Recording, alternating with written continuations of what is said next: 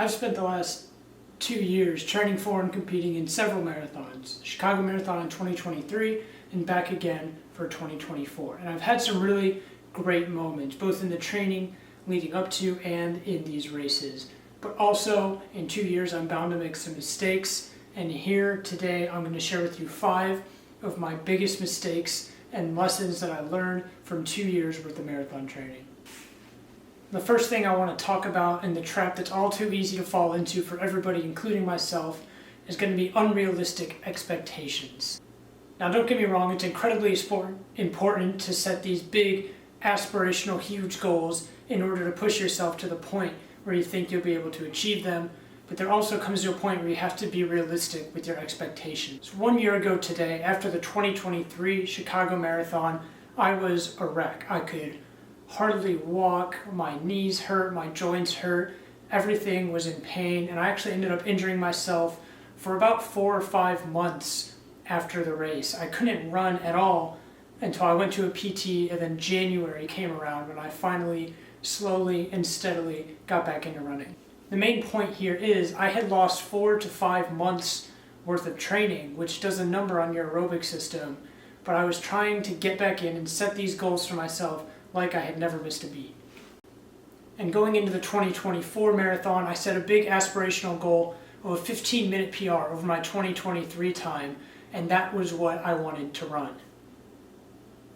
Now, I'm not accounting for the fact that I had missed 4 months of training. I had to slowly build my way all the way back up to mileage, and I was not anywhere near the fitness that I needed to be at. I set this goal and I stuck with it. And that was actually a mistake for me that I learned from. And by setting this aspirational, huge goal all throughout my 18 weeks of training, I had these paces that I was strict to and I really wanted to hit, and I know that that's what I needed to do in order to hit this time. And that's a pretty smart way of training if you're actually in shape for that. The problem for me came when I wasn't actually in the shape I needed to be, but I felt like I needed to be running these times anyways, so I was overstretching myself, trying to hit these times, and just worrying about it way more than I should have been if I had just taken my goal time and knocked it down by 5 or 10 minutes and been more realistically. Now, the second mistake that I'm going to mention, and something that I learned that I could do differently in the future, goes along with the same thing as the first one, and that is not trusting the process of the training. I previously mentioned how setting these far-reaching but yet realistic goals is super important, but then also once you set that realistic goal for yourself, trusting the process of the training that it's going to get you to the fitness you need to be at. Now, I found myself time and time again getting caught up in one single long run or one single workout where I'm not hitting the splits that I want to, or I'm not running as fast or feeling as good as I think I should, and that can turn into a problem, and that compounds week in and week out, and you're not trusting the process, and once again, you're trying to hit these splits that are too fast, and you're trying to force things instead of just trusting the process. It's super important to have a very solid and, again, realistic training plan up front so that you know, and you might even be able to do this by getting a coach or going online, but knowing that you can trust the process and trust your training so that at the end of your cycle, you will be in good shape is super important.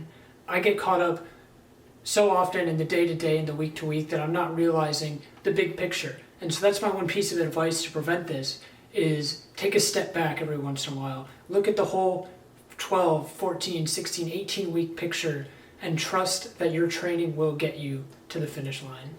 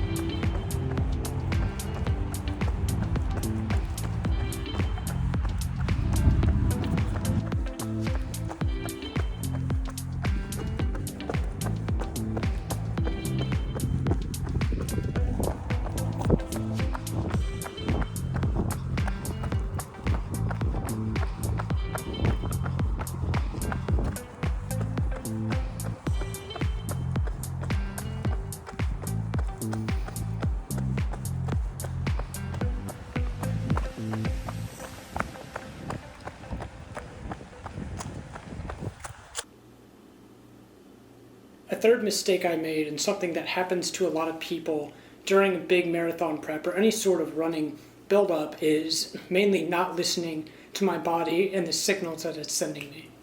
Whenever you're training for an event, especially a large event, it takes a toll on your body. And throughout the process, throughout your 16 or 18 weeks, you're going to feel things. You're going to feel soreness in your legs. You're going to feel a tweak in your ankle, and that's okay as long as you listen to it. And one of the things that I need to do more, and a lot of people should probably do more, is listen to your body. I had countless workouts where I would start them, and immediately I would know something's not quite right. I'm not feeling up to it today.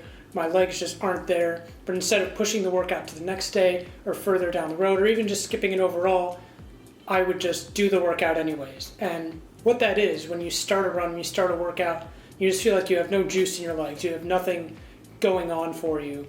It's just your body telling you that, hey, maybe we need to take a rest day. Maybe we need to take a day off, and that's okay. That goes with the previous one, where trusting the process. If you have a day where you don't feel perfect, but you still do it, that's okay. But if it's a consistent thing, you're consistently tired, exhausted, your legs hurt, your body aches, that's your body telling you that it's okay. You need to take a day off, and you will 100% reap the benefits from that. A lot of people, including myself, tend to think that, if I take a day off or a week off, then I'm going to lose this fitness that I've worked so hard over the past 10 weeks to obtain. And it's just fortunately not very true. Especially with your aerobic fitness, it takes anywhere from 2 to 4 weeks for you to start losing substantial amounts of that. So it's okay to listen to your body, and it's okay to take a couple rest days if you're feeling extra weak, or you're feeling just out of it, or you're sick, or anything like that. Don't ever train through sickness. Don't ever train through injury. Taking the week off, the 2 weeks off, will always benefit you way more than just running through it and toughing it out. Now let's talk about fueling, specifically fueling for your workouts and your long runs.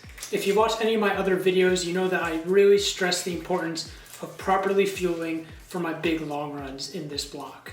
And while this is something that I definitely have improved upon and gotten much better at, there's still room for improvement and some mistakes that I have made, and things that I can do better in the future.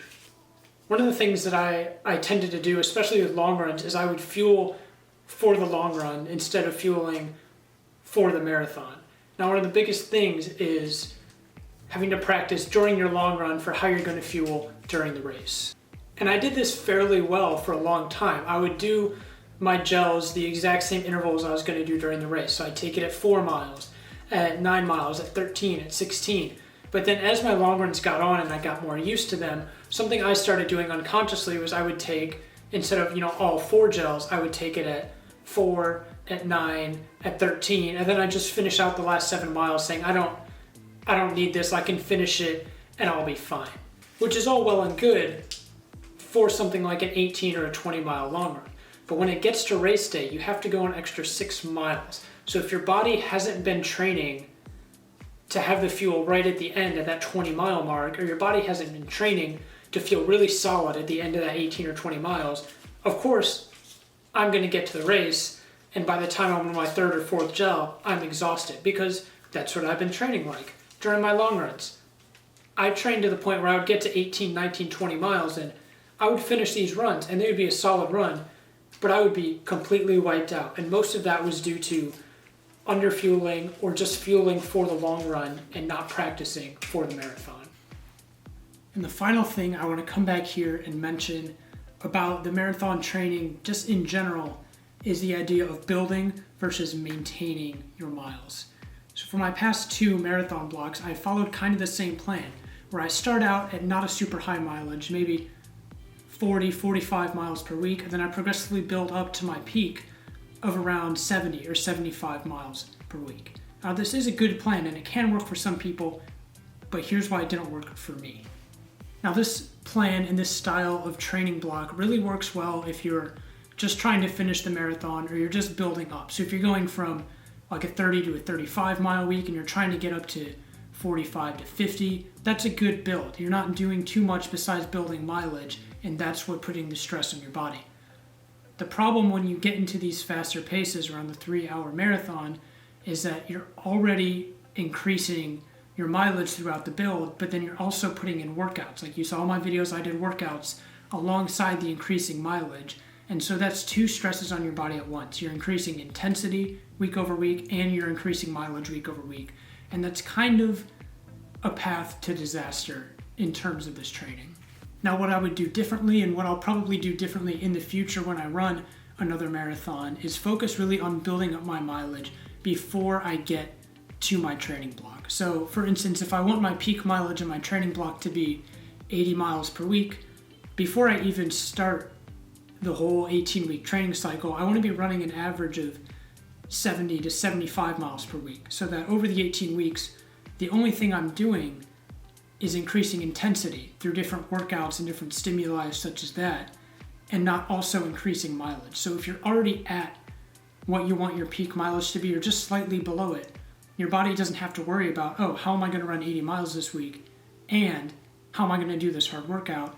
All your body has to know is, oh, I've already been running 70 to 80 miles per week. Now all I have to do is go a little bit further and put a hard workout in there as well. So that's my last big mistake and point to reference for the future, is build up your mileage as much as possible comfortably in the off season and the time leading up to your marathon prep. That way when you get to your 12, 14, 16, 18 week build, your body is prepared and it knows what the miles feel like, and all you have to do is focus on your workouts and adding intensity that way. You never want to add intensity in more than one area at once. So mileage, volume, or speed, intensity, you never want to increase more than one of those things at once. So pick one, pick your poison, increasing your mileage, increasing your intensity, or increasing your overall volume. That's what you want to stick with. Those are the 5 mistakes that I made in my past 2 years of training for and running marathons. I hope you learned something from this video. I know I sure did, and I'll apply it in the future. And I'll see you in the next one.